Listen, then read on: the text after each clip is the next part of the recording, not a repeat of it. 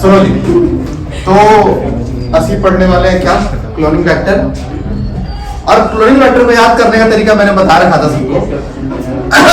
एक साथ सुनो, में सब बोलेंगे BTS को पसंद करना पाप है। ऐसे चोमू हर जगह मिल जाते हैं। ओके ठीक है, आगे बात करते हैं। मैंने किसी की भावनाओं को ठेस नहीं पहुंचाया, ठीक है। तो मैं तुम्हें एक मजे की बात बताता हूँ। वाह, तुम्हारी जिंदगी जैसे लग रहा है गुलगुल। तो ये मैंने एक प्लाज्मिड बनाया है जिसका नाम क्या है, PBr322।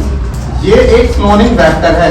सर क्लोनिंग वेक्टर क्या होता है? क्लोनिंग वेक्टर एक वो चीज होती है जो आपका डीएनए भी कैरी करेगी और डीएनए की कॉपी भी बनाएगी, दोनों काम करेगी। अब ये लैब में क्रिएट करा गया है, नेचुरली नहीं मिलता आपको ऐसा कभी प्लाज्मिड। इसके अंदर हमने दो जीन्स को इंसर्ट करा है। कौन कौन सी? एक तो एम्पिसिलिन रेसिस्टेंट जीन और एक करा हमने टेट्रासाइक्लिन रेसिस्टेंट जीन। क्या आपको सबको स्ट्रक्चर याद हो गया? फिर मैंने कहा था यहाँ पे आता है एक ओराइड, यहाँ आता है रो, है ना, ऐसे आता है। फिर आपको पाप यहाँ पे करा था, सो PST1 एंड PBU1। मैं इस साक्षी में बार-बार नहीं बोलूँगा, ठीक है, जस्ट चिल। यहाँ पे आएगा वन फर्स्ट सेल फर्स्ट। इधर क्या आएगा? Eco R1 CLF first N3, है ना। ये एग्जाम में सवाल ना तुमसे कई बार ये पूछता, भाई ये बताओ तुमने डीएनए की एक साइट को एंजाइम से कैसे रिप्रेजेंट करते हैं? कहाँ? हाँ वो तो कह सकता हूँ, मैं वैसे बता रहा हूँ। एग्जाम में आएगा तुमने एक डीएनए की साइट को तुमने एक पर्टिकुलर एंजाइम से कैसे डिनोट कर दिया यार। तो मैंने कहा भाई देखो मैंने एंजाइम से डिनोट करा क्योंकि इस एंजाइम की सीक्वेंस यहाँ पर है, छोड़ोगे ना तो पूरा डीएनए में सिर्फ ये इसी पॉइंट पे ही कट मारेगा। तो जिस एंजाइम की जहां सीक्वेंस मिलेगी मैंने वहीं पर इसका एरो मार दिया, ठीक। अच्छा, तो अब मैं तुमसे एक बात कहता हूँ, बैक्टीरिया जो एम्पिसिलिन में मर जाता है, इसका मतलब सर उसके पास एम्पिसिलिन से रिलेटेड के जीन नहीं है। अगर मान लो कोई बैक्टीरिया है जिसके पास टेट्रा के जीन है, इसका मतलब ये होता है कि सर वो सिर्फ और सिर्फ टेट्रा में जिंदा रहेगा, उसके अलावा सारे एंटीबायोटिक में मारा जाएगा, हाँ कि ना। अब लेट्स सपोज एक बैक्टीरिया है जिसके पास ऐसा कोई प्लाज्मिड नहीं है जिससे कि वो एम्पी टेट्रा पे जिंदा रह पाए। मैंने इस बेचारे को क्या दे दिया? PBr322 जा कुछ टाइम। और जब मैंने इसको PBr322 दे दिया, उसके पास अब दो प्रॉपर्टी आ गई, एक तो एम्पी की और एक वही बैक्टीरिया जो पहले एम्पी पे मर रहा था, टेट्रा पे मर रहा था। अब जब मैंने इसको प्लाज्मिड दे दिया, अब जब इसको बोलूंगा बेटा एम्पी पे जा, तो डरेगा नहीं, जान दो क्या फर्क पड़ता है, क्योंकि ये अब एम्पी पे भी सर्वाइव करेगा और हाँ कि ना। माने जिसको भी ये प्लाज्मिड मिला वो एम्पी टेट्रा दोनों पे जिंदा रहना थोड़ा सीख जाएगा, हाँ या ना। तो मान लो मैं उसको एक ऐसा प्लाज्मिड दूं जिसमें कि मान लो किसी और एंटीबायोटिक को लेकर जीन हो, तो इसका मतलब उससे उस एंटीबायोटिक में दिक्कत कभी होगी। लेकिन अगर मैं ये बाहर निकाल लूं तो सर ये एम्पी पे भी ग्रो नहीं करेगा और ग्रो नहीं करेगा, हाँ या ऐसे ही। तो अब सवाल ये है सर क्लोनिंग वेक्टर हमें क्यों चाहिए? देखो मैंने पहले बोला आपको इस सेल के पास डीएनए भेजना है, आपको अपना डीएनए किसी सेल के पास भेजना है तो उसके लिए कोई तो माध्यम चाहिए। वो माध्यम हमारे लिए डीएनए होता है। जो डीएनए आपका माध्यम बनेगा, जो डीएनए आपका डीएनए सेल तक भेजेगा, इसको बोलते हैं वेक्टर डीएनए, जो कि नॉर्मल है। बट मैं यहाँ पढ़ा रहा हूँ क्लोनिंग वेक्टर। क्लोनिंग वेक्टर की खासियत ये होती है, ये आपके डीएनए के मल्टीपल कॉपीज भी जनरेट कर सकते हैं, हाँ है ना। मैंने इसके दो मोस्ट कॉमन एग्जांपल लिखे थे जो अकॉर्डिंग एनसीईआरटी में दिए गए, एक तो बैक्टीरियोफेज, दूसरा प्लाज्मिड। तो बेस्ट एग्जांपल थे इसके, बेस्ट से बेस्ट एग्जांपल। तो अब सवाल आते हैं कि हम कहीं कंपनी में जॉब भी लेने जाते हैं तो जॉब के लिए हमसे कुछ रिक्वायरमेंट पूछता है कि भाई रिक्वायरमेंट भाई ये सब है, अगर आपके अंदर क्वालिटी है तो आपको जॉब मिलेगी, नहीं है तो आपको जॉब नहीं मिलेगी। सेम अगर किसी भी चीज को क्लोनिंग वेक्टर की तरह बिहेव करना है, तो डीएनए आ गया जी, मैं आपका डीएनए ना सेल तक लेके चला जाऊंगा, तो मैं अपना डीएनए इतना कीमती सामान किसी भी एड डीएनए को नहीं दे सकता, हाँ कि ना। भाई मेरी तो बहुत कीमती चीज है ना वो, हाँ कि ना। भाई जैसे एक आप अपनी बेटी का हाथ हर एक के हाथ में नहीं देता, वो देखता है कि लड़का कैपेबल है या नहीं। पहले कुछ क्राइटेरिया होते हैं, अगर फॉलो कर रहा है तो हाँ ये कैपेबल है, इसको हम अपना डीएनए दे सकते हैं। एग्जैक्टली सेम काम यहाँ पर होता है। क्लोनिंग वेक्टर के अंदर ऐसे कौन कौन से फीचर्स हो जिससे हम उसको अच्छा क्लोनिंग वेक्टर मान सकते हैं। जस्ट लाइक एक लड़के में ऐसी क्या खूबी जिससे कि उसको मैं एक अच्छा लड़का मान सकते हैं शादी के लिए। तो सुनो, तो यहाँ पे पहली प्रॉपर्टी है उसके पास ऑरिजिन ऑफ रेप्लिकेशन होना चाहिए। दैट मींस अब सर ये ओराई क्यों चाहिए, हमने बोला था कि हम उसको बताएंगे भी भाई। मैंने कहा लड़के में खूबी होनी चाहिए, लड़का अच्छा अर्न करना चाहिए। तो पूछा क्यों आपको प्रॉपर्टी क्यों चाहिए भाई, क्योंकि हम ये इसलिए जानना चाहते हैं ताकि हम भाई जो बेटी है उस बेटी को तुम ठीक से खिला पिला नहीं पाओगे, है ना। रीजन ये है, मतलब हर चीज हर सवाल के पीछे लॉजिक होगा, हाँ के ना। अगर मैंने कहा है कि किसी भी क्लोनिंग वेक्टर के पास ओराई होना चाहिए, ये मैं इसलिए कह रहा हूं क्योंकि मुझे जिस डीएनए की कॉपी करानी है उस कॉपी को कराने के लिए अपने को ओराई चाहिए ही चाहिए, हाँ कि ना। ये सुनो, तो ओराई से आप अपने डीएनए की नंबर ऑफ कॉपीज जो है वो बढ़ा सकते हैं। तो आपके डीएनए की कितनी नंबर ऑफ कॉपीज बनेगी ना, वो यही डिसाइड करता है। कौन? यही करेगा डिसाइड। अगर 4 बार रेप्लिकेशन शुरू हुई है तो 4 आपकी कॉपी बनाएगा, अगर 4 बार रेप्लिकेशन शुरू नहीं हुई तो एक भी नहीं बनाएगा कॉपी। तो जितनी बार ये प्रोसेस शुरू कर देगा उतनी बार आपकी डीएनए कॉपी बनती चली जाएगी। ओके सर, इसके अलावा कोई और चीज चाहिए? जी हाँ, सेकंड प्रॉपर्टी जो तुम्हें चाहिए इसके अंदर वो चाहिए सेलेक्टेबल मार्कर। मैं समझाता हूँ ये चीज क्या है। आप मान लीजिए कि मैंने टेस्ट ट्यूब लिया और टेस्ट ट्यूब में मैंने यहाँ पे बहुत सारे बैक्टीरिया छोड़ दिए, ठीक है। मैंने टेस्ट ट्यूब में बहुत सारे क्या छोड़ दिए, बैक्टीरिया छोड़ दिए, और ये रहा इनके पास प्लाज्मा, ठीक है। मैंने करना क्या है, मैंने बाहर से डीएनए लिया और डीएनए छोड़ दिया। ये जानने के लिए कि डीएनए किसके सेल में गया है, मुझे कुछ ना कुछ तो करना पड़ेगा ताकि पता लगे सेल किस सेल ने मेरा डीएनए लिया, किस से मेरा डीएनए नहीं लिया। मैंने डीएनए छोड़ा, अब डीएनए किसी सेल ने लिया भी होगा, किसी सेल ने नहीं भी लिया होगा। जिस सेल ने आपका डीएनए लिया उससे आप बोलोगे ट्रांसफॉर्मेट। क्या बोलोगे? ट्रांसफॉर्मेट। और जिसने आपका डीएनए लिया था बोले नॉन ट्रांसफॉर्मेट। ट्रांसफॉर्मेट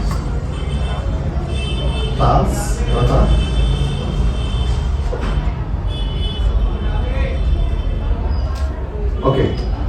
अब मैं आपसे बोलूं, हमें पता करना है इसमें से कौन सा ट्रांसफॉर्मेट कौन सा नॉन ट्रांसफॉर्मेट, कैसे पता करोगे?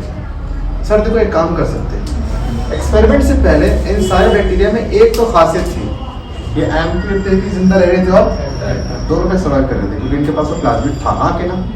सर मैं एक्सपेरिमेंट के बाद मैं क्या करता हूँ, निकालता हूँ एक बैक्टीरिया को, रैंडम कोई भी निकाल लिया।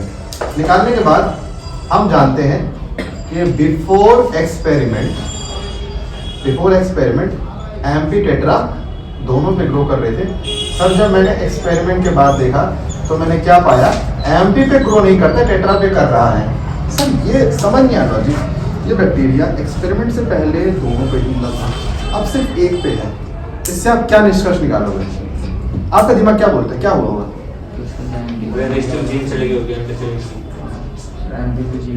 एग्जैक्टली ये आपके डीएनए डालने से सब कुछ हुआ है ना, माने आपका डीएनए जाके एमपी पे लग गया होगा। आपको पता है कोई भी डीएनए काम करता है जब उसका सीक्वेंस सही मेंटेन रहता है। आपका डीएनए बीच में लग गया, सारा सीक्वेंस बिगड़ गया, तो जिस जीन पे लगा उसने काम करना बंद कर दिया। इसका मतलब आपका डीएनए उस जीन पे लगा है जिसकी वजह से ये एमपी पे जिंदा नहीं रह पा रहा। कौन सी जीन पे लगा हुआ? एमपी जीन पे लगा हुआ। तो मैं क्या बोल सकता हूँ कि सर ये पहले दोनों पे ग्रो करा था, एम्पी और टेट्रा, माने amp gene okay, tetra gene okay, and experiment के बाद amp gene is not okay, tetra gene is okay. Amp gene is not okay just because of you have transferred a DNA into the cell, है ना। आपने DNA transfer कर दिया cell में, हाँ के ना। आपने जब डीएनए ट्रांसफर कर दिया तो हम यही तो मानेंगे कि डीएनए कहाँ लगा हुआ है? एम्पी पे लगा हुआ है। तो इसका मतलब बताइए कि जिस जो बैक्टीरिया ग्रो नहीं कर पा रहा है मीडियम के अंदर, वो आपके लिए क्या हो गया? ट्रांसफॉर्मेट। और जो अब मान लो आपने कोई बैक्टीरिया लिया वो दोनों पे ग्रो कर गया। सर जैसा एक्सपेरिमेंट से पहले था वैसे अब भी है, कोई चेंज ही नहीं है। इसका मतलब क्या हो गया? नॉन ट्रांसफॉर्मेट। इसका कुछ हुआ ही नहीं, इसने आपका डीएनए लिया ही नहीं। सर एक है जो एमपी पे तो ग्रो करता है, टेट्रा पे ग्रो नहीं कर रहा है। इसका मतलब सर उसके टेट्रा पे जीन लग गया होगा। इतना समझ में आता है? हाँ क्या भाई, मान लो ऐसा होगा कि घर में ना दो बल्ब जल रहे हैं बाहर से, ग्रीन और रेड। मैंने बॉल अंदर मारी और रेड बल्ब अब नहीं जल रहा है, हम क्या निष्कर्ष निकालेंगे? हमारे शायद बॉल से स्विच खराब या रेड बल्ब टूट गया होगा ना, हम ये तो मानेंगे। हमारे से यही तो हुआ होगा। एग्जैक्टली पहले सेल में 2 डीएनए काम कर रहा था, अब एक नहीं कर रहा। आपके डीएनए डालने से एक डीएनए काम नहीं कर रहा, मतलब आपके डीएनए से रोका होगा ना काम करने से। रोका कैसे? जाकर खुद लग गया होगा। और अगर डीएनए में लग गया डीएनए तो क्या हो गया? ट्रांसफॉर्मेट तो वो हो ही गया। मुझे ये बताइए, आप बता पा रहे हैं कि सर ये बैक्टीरिया ट्रांसफॉर्मेट की नॉन ट्रांसफॉर्मेट, किस जीन की हेल्प से आप बता पा रहे हैं? किस जीन की हेल्प से बता पा रहे हैं कि सर ये ट्रांसफॉर्मेट या नॉन ट्रांसफॉर्मेट?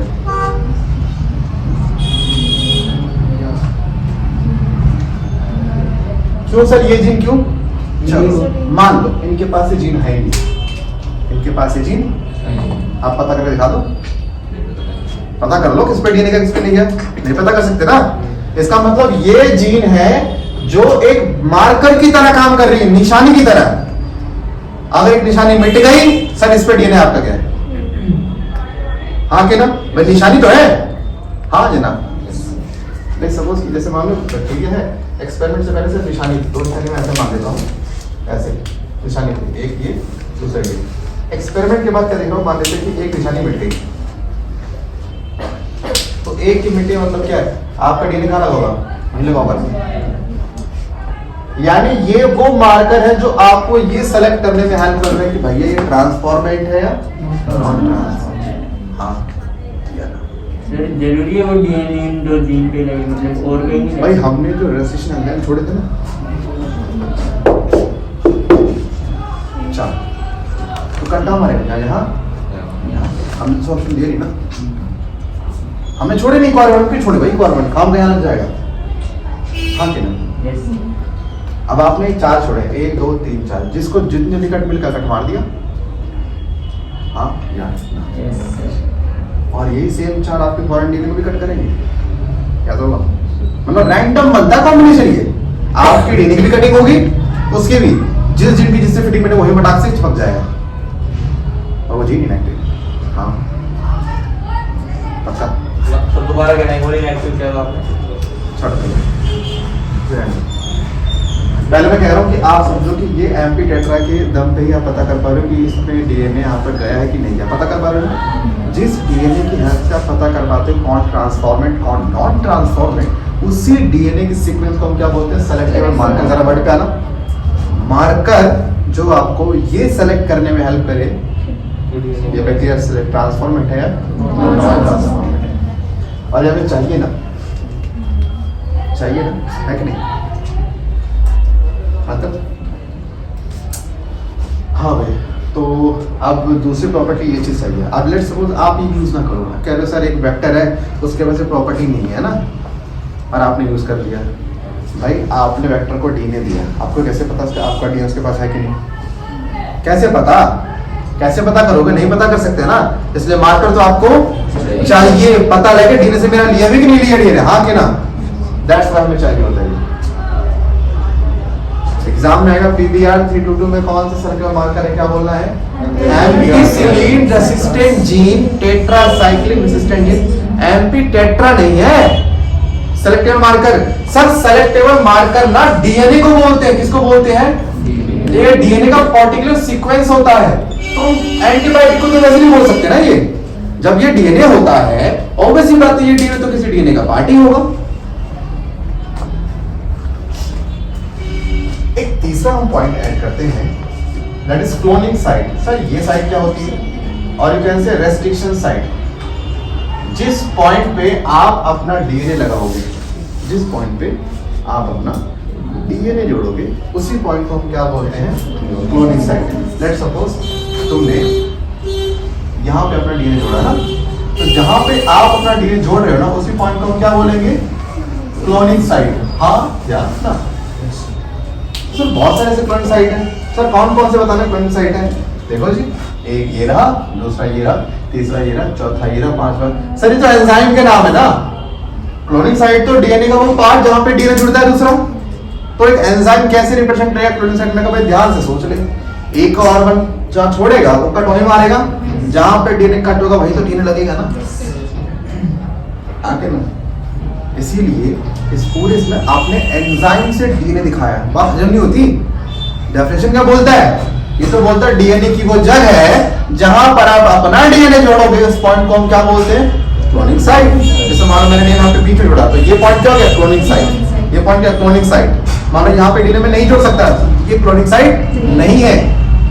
अब सवाल है क्लोनिंग साइट कहाँ होगी? जहां एंजाइम कट मारेगा। इसीलिए हम एंजाइम नाम, मतलब मैं क्या साइट नाम बताऊंगा, कुछ नाम बता देना, 1 2 3 बोलता हूँ, इससे अच्छा बेटर कि आपने एंजाइम के नाम रख दिए। एग्जाम में अगर 4 क्लोनिंग साइट के नाम बताओ, कोई भी 4 दिखाना, तो उनको भी व्हाट से जानने में कि यार बताओ यार एंजाइम से कैसे रिप्रेजेंट कर रहे हैं डीएनए का सीक्वेंस, तब समझ में भाई एंजाइम जहां कट मारेगा वही तो तेरा बनेगा क्लोनिंग साइट। हाँ कि नहीं? अच्छा मेरे सवाल में पूछ रहा हूँ, मान लो आपके पास ये वेक्टर है ना, मैं एक और वेक्टर आपको एक और क्लोनिंग वेक्टर दूं, और मान लेते इसके पास दो मार्कर है ना, मान लेते एक के पास 100 मार्कर है, ठीक है, एक के पास 2 मार्कर है, दोनों में से आप किसका यूज करोगे अपने एक्सपेरिमेंट के लिए? दो वाले का 100 वाले में 100 वाला गलत मीटर में डालना पड़ेगा भाई, पता नहीं 100 में से किस में लग जाए भाई। दो ऑप्शन में से एक चूज करना, 100 में से एक करना, 100 में ज्यादा मुश्किल है ना, 2 में है। अच्छा एक बात और सर, 100 में कितना सर 10 मिनट लग जाएंगे ना, कहाँ लग जाएंगे? आप खुद देखो ना, अभी आपने एक प्लेट दूसरे प्लेट 2 मिनट लगे मुश्किल से। भाई बैक्टीरिया को ना एक मीडियम से दूसरे मीडियम में मिलाने में ना घंटों लग जाते हैं, घंटों अभी अपने करे नहीं है। हमें सिर्फ अगर बैक्टीरिया कल्चर भी करना हो ना, जो मैंने अब करा है, मुझे उसी में घंटा निकलेगा, मेरे 3 घंटे प्रैक्टिकल उसमें चलेगा, सिर्फ एक को कल्चर करने में, सिर्फ कल्चर करने में, एंटीबायोटिक डालनी नहीं। अब सोचो एक प्लेट से दूसरे प्लेट में लाने में कितने घंटे लगेंगे, टाइम भी जा रहा है। अगर किसी में 100 मार्कर तो आपको 100 तरह के मीडियम चाहिए होंगे, जितने ज्यादा मार्कर ज्यादा मीडियम उतना ज्यादा टाइम कंज्यूम। सोचो 5 दिन आपको लग रहा है ये जानने में कौन ट्रांसफॉर्मेट कौन नॉन ट्रांसफॉर्मेट, तो दिक्कत हो जाएगी ना। तो हम चाहते हैं सर ये मार्कर अच्छा नहीं, मार्कर बेकार है, कोई दूसरा बताओ नया मार्कर, तब दुनिया में बात चलेगी यार ये मार्कर बढ़िया नहीं, हमें कोई ऑल्टरनेटिव सेलेक्टिव मार्कर चाहिए। तब लोगों ने कहा भाई देखो बात ऐसी है, इसमें तो हम कुछ कर सकते नहीं, ये तो बन गया।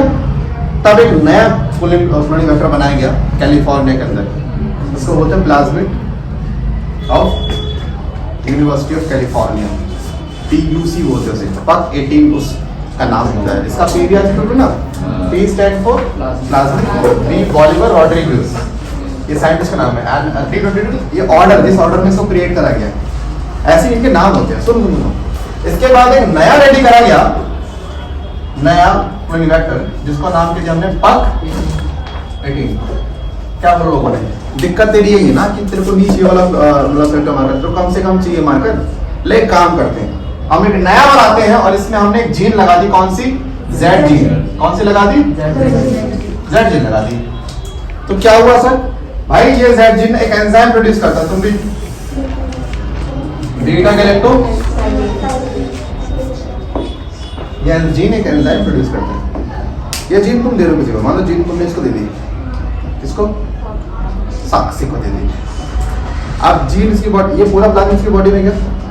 अब पता है क्या, लेट सपोज इसे पानी में फेंको, क्योंकि ये जल परी है, ओके? पीने के बाद ये हमेशा जल में ही पड़ी मिलती है, दैट्स व्हाई जल पड़ी है ये। तो अब जल पड़ी, अब आप मान लो जल नहीं है, वो हमने एक मीडियम दिया हुआ है जो काइंड ऑफ ट्रांसपेरेंट मीडियम है, और उस मीडियम में जैसे ही जाती है ये पूरी ऊपर से लेकर नीचे तक नीली जाती है। देखा मार्वल के सीरीज में आते हैं वो तो बिल्कुल नीली जाती है। सर ऐसे कैसे इसमें नीली क्यों हो रही है? वो जो मीडियम है, जैसे ही इसकी बॉडी से वो एंजाइम उस मीडियम के कांटेक्ट में आएगा, ये तुरंत उस मीडियम का कलर ब्लू कर देगा। और जिस मीडियम के कांटेक्ट में वो एंजाइम आ रहा है, उस मीडियम को हम क्या बोलते हैं? Chromogenic substrate. हाँ यार, इसका मतलब सर ये एंजाइम जब इस सबस्ट्रेट के कांटेक्ट में आएगा, इसको वो नीला कर देगा। सर पूरा नीला कर देगा? नहीं, जितने के कांटेक्ट होगा सिर्फ उतना पोर्शन नीला हो जाएगा। दैट्स व्हाई ये इसके आसपास का एरिया कैसा हो जाएगा? नीला। खुद भी कैसी हो जाएगी? नीली। हाँ या ना? एक बार फिर से बताना क्या? इसकी बॉडी में डाला मैंने क्या, ये प्लाज्मिड बोला, इसकी बॉडी में जेड जीन है, बोल हाँ। ये एंजाइम प्रोड्यूस करिए, बोल हाँ। इसको जिस मीडियम में डाला है उसमें कोई कलर नहीं है, बोल हाँ। अब जैसे इसकी बॉडी का वो एंजाइम उस मीडियम से रिएक्ट करेगा, तुरंत वो मीडियम ब्लू हो जाता है। पूरा मीडियम नहीं, जितने मीडियम इसके कांटेक्ट में हो सिर्फ उतना, अल्टीमेटली ये पूरी ब्लू हो जाएगी, हाँ कि ना। तो इसका मतलब इस अगर ये ब्लू हो रही है, मैंने इसको फेंका, मैंने अगर नीली हो रही दैट मीन्स हाँ जीन काम कर रही है, ठीक काम कर रही है, हाँ कि ना। अब सोच के देखो, मैंने तुम सबको जीन पढ़ा दिया प्रोटीन, ये सबको मैंने ये पकड़ लो, मैं कर लो पक लो।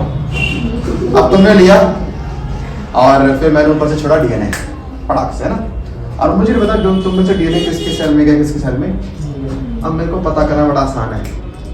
तुम सबको लेना है, मैं डाल दूँ उसमें फेंक देना है। जो भी नीला आ रहा है वो मेरे काम का ही नहीं है, जल पराठी को मेरे काम का ही नहीं है। जो नीला नहीं आ रहा वो मेरे काम का है। सर नीला क्यों नहीं आ रहा? क्योंकि उसका एंजाइम नहीं बन रहा होगा। एंजाइम क्यों नहीं? जेड जीन नहीं काम कर रहा। जेड जीन क्यों नहीं? क्योंकि तेरा डीएनए जेड जीन पे लगा। कितना आसान है कलर के बेस से बताना कि ये ट्रांसफॉर्मेट और ये नॉन, ज्यादा बेटर ना कलर देख के बताना। इसीलिए जेड जीन ज्यादा बेस्ट है ना। तो जो बैक्टीरिया ब्लू कलर नहीं देते वही आपके काम के हैं। और जब आप किसी डीएनए पे अपना डीएनए लगाओ और वहां का डीएनए इनएक्टिव हो जाए, इसको बोलते हैं इंसर्शनल इनएक्टिवेशन।